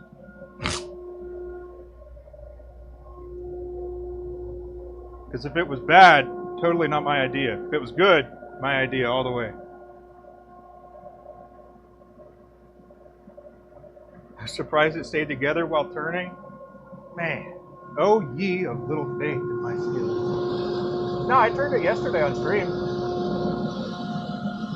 Yeah, I'll probably actually cut that out and make it into its own little video because I've got some clips from when I was working on it.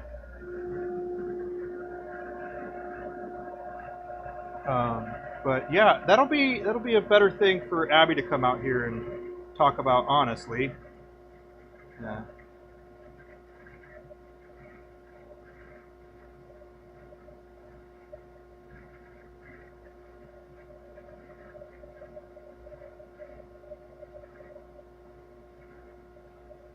Here we go. Well, I mean, if you know what a butterfly effect is, you know that it is like, you know, something, a butterfly flaps its wings and then there's an earthquake across the world and it's like, oh, well, that happened because the butterfly And so it's like causation doesn't necessarily equal correlation, but we kind of ran with the whole theme of it in the first place. But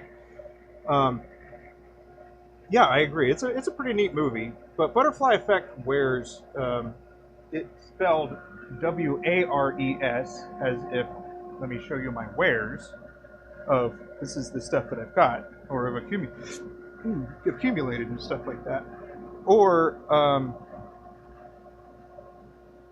well, that's the wares part.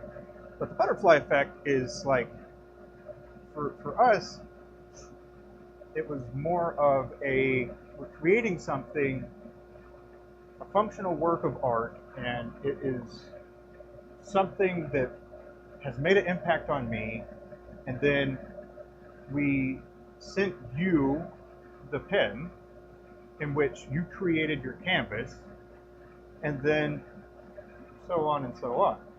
So it's like this kind of a sequence of events unfolds basically in our mind when, like, from start to, like, there isn't a finish line that we imagine, really.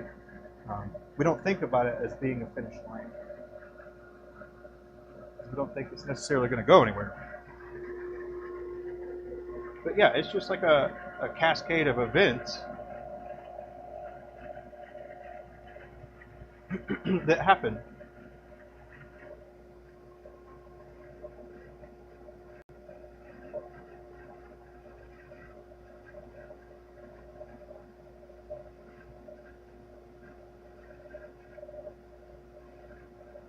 Come on. Hi. Did you see my message?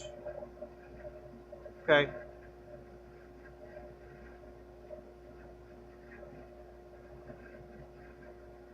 Yeah.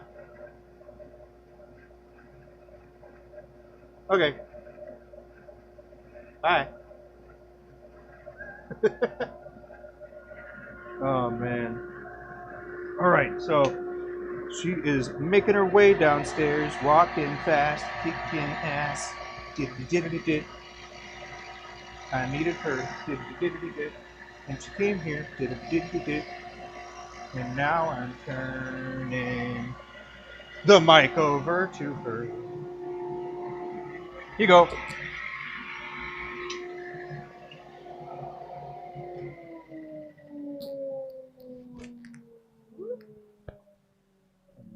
I'm back. Just for a minute, though. All right, switch it. Do the full one. That one. That one. You switch this one too. Yeah. There we go. Hey, Kevin. Hope you're having a good day. Yeah. So what was happening is you can scroll up a bit. Whoop, whoop, whoop. Let's see. Blanks we're working on. Kevin asked how we came up with the name because I had talked about Bewares. Okay. And then I said you'd be better to tell that story, but I kind of gave the gist of something. So just start from the beginning. Well, so when we started, we made an Etsy shop, and it was when John was making kit pens and had just started the bespoke pens. And we actually called it JL Maverick Ink, like INK. And then pretty quickly after that, we, when I started making blanks, and then his mom came to us with her diamond painting stuff, and we realized that there was this huge just community of diamond painters and people looking for custom diamond painting pens. And we were like, oh my gosh, we can take my blanks and make it a whole thing, and John can turn the diamond painting pens, and we designed all of those. And so we realized that, JL Maverick Ink didn't super fit with that. We knew that the customer base was, is mostly women for one, but also, JL Maverick Ink was just like kind of his thing. And we were trying to find something that was, I don't know, both of us. Butterflies have kind of a special place in both of our lives. Both of our grandmothers collected butterfly things, which, we obviously didn't know until, like later in our relationship. And I remember at one point that, John had like a nickname for me and called me his butterfly for a while. And it was always something that was kind of there. throughout our relationship, and I love the, I don't know, the image and the kind of meaning behind butterflies and transformation and all of that. And then we were talking about the butterfly effect of it being something small that happens in people's lives, something that affects them that, you know, then affects the next person and all of that. And you never know what one little action will, like the ripples that go out kind of into the world. It wasn't really named from the movie, although in hindsight, you know, I don't know that we would have gone with that. But yeah, it just stuck. John's always called it Bewares too, which is funny, and he likes it, and it's his like short little nickname. And I'm like, when we were making our email, I was like, no, you cannot have the email be Bewares. Like, no one will ever open that email because it just sounds wrong, ominous, whatever. So yeah, that stuck for our diamond painting pens. And we thought about putting pens or, you know, diamond painting pens or like a more specific, like niche thing in the name. But we realized that at some point we might want to expand from that. And so we went with wares, because that covers such a wide variety of products. And yeah, so that's just, you know, what we've gone with, and it's worked great. I don't know. Do you have anything else to add to that? Not really. Nope. It definitely turned into more of a girly thing, for sure, very quickly. I guess as soon as John, and I think you suggested it. We had a really hard time coming up with the name. Yeah, it was John's idea. I just was. It's got nothing to do with the butterfly. Well, okay. Yes, it does have to do with butterflies, but it also, the butterfly effect. I know, I get it. You know, but it's like what it means. I know. Well, and John's super into things like that, like a deeper meaning. For me, I was like, yeah, for me, I liked the butterfly part. I liked having like a mascot, whatever, you know, logo kind of image as soon as we said the name. Because beyond that, I don't know what I don't know what it'd be called. Maverick Pens was so much easier. We like, I don't know, that was just easy and came up really quickly. But yeah, because we've seen diamond painting companies have a wide variety of names, from being super like straightforward of like blank diamond painting pens or whatever, and it works. It doesn't really matter. People don't seem to care really what we call ourselves.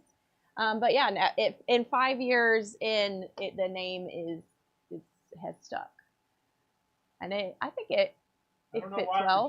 No, there's no reason to change it. Like I said, hindsight, I probably would have gone with something not named after a movie, but yeah. I don't think I've seen that movie. I have, but not in a really long time. I think, did that come out in the 90s or was it early 2000s? I don't remember, but I'm pretty sure I've seen it. It's a weird movie. But yeah, so that is the whole premise. That's what John liked, the idea behind it. And it's the same thing with Maverick, because I guess we really ended up with two businesses named after movies or characters for movies.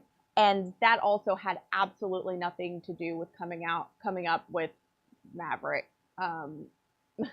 Even though we love those movies too, but it was the meaning behind the word, you know, Maverick, of being, you know, he was coming from this military background and then moving into pens, but still, as you guys watch him, he very much likes to figure stuff out. He likes the challenge. He likes to take things apart and learn how to do it and to teach himself. He's taught everything that he's done here to himself, very intentionally, of like not searching anyone out to learn from, because I don't know, like he just wanted it to be all him and him to figure it out. That's your favorite part of it. So hello. Okay. We're chatting about our business names just for a moment, but yeah, so from that, and then Maverick Workshop here, we decided when he was starting his YouTube. We already had a Butterfly Effect Wears YouTube and have done a few things on that, but realized that he didn't just want to do that. He wanted it to be more of a all-encompassing hang out while he works on either of the projects, you know, whether he's working on fountain pens or he's working on diamond painting pens, or it's making blanks, or he's doing random kits or whatever project, that all fits within, you know, Maverick Workshop, because that is, you know, what we are, where we are, all of that. So yeah, I don't mind it. I don't mean, you know, I like both names, and I'm happy with it. Were there any other questions for me? No. Nice. Did you show Kevin your boatite diamond painting pen? Yeah. I'm assuming it's, He saw me make your birthday pin. yeah. Or he was there, well, at least while I was working on some of it. Nice. I love my birthday pin. It's so cool. Definitely the coolest pin that I own. Anyways. Yeah. Yeah. Yeah. Sorry. Reckon. You can take it back though. What? So you can take it back if you want. Oh. Unless anyone has any other question for me. What were you measuring over there? Were they telling you to use calipers of how even your ends were? Or Yeah, I was something? talking about camouflage, and that led into the different colors when I'm turning. Some dark colors and light colors when they're like side by side. Change like perspective. It changes the perspective of what size or shape that they actually are, because when I'm going for symmetry, it looks a little different even though it's not. Yeah, I know exactly what you mean. So that's what I was talking about with that. And Sean, y'all have a property in Montana? How cool. So you're in the yard, wide open grassy meadows. Sounds gorgeous. And how nice to be able to go have your winter in Arizona. Go up to Montana where it's cool for the summer. That's life right there. Kevin, you have to cancel vacation so you won't be in DC. Oh no, I'll be so sad. We were excited. You're still going to be in San Francisco though, right? I think you said yes the last time I asked. I finally got my plane tickets.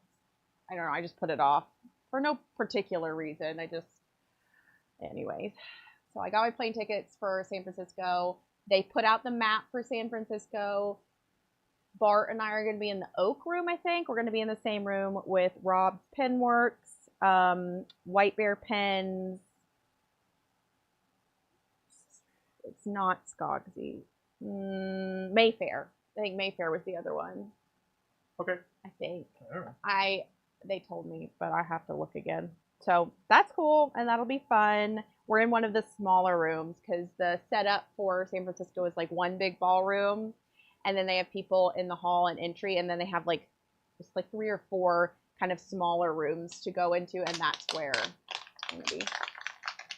Your wife's aunt died suddenly, so she will be in Arkansas for 2 weeks. I'm so sorry.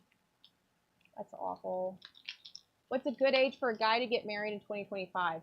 Well, John and I got married when I was 20 and he was 22, but I know that's not the age that people are getting married nowadays. So when you find your person, I suppose. Before you want to have kids? We're pretty traditional on that, yeah, point. We got married in 2011. We've been married for 14 years, and we have 2 daughters. So, but yeah, people are waiting later and later, which I both understand, and am incredibly grateful that John and I did our life the way we did our life, because now we're, you know, early to mid 30s.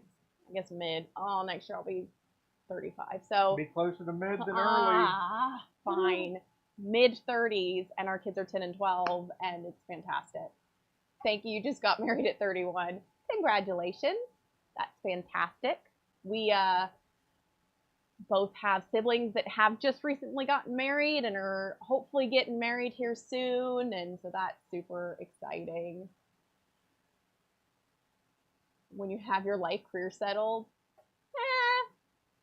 or you just get married young and figure it all out together and struggle through it. And that does not work for, you know, a lot of people, but we worked really hard for it to work for us. We did a lot of growing up together. But also, we met when I was 15 and John was 17 before he left for the military. And then he left for the military, you know, right at 18. And so obviously that has you grow up very fast. And I was already kind of like a very independent, on to the next adventure kind of person. So that's what we did. And it was awesome.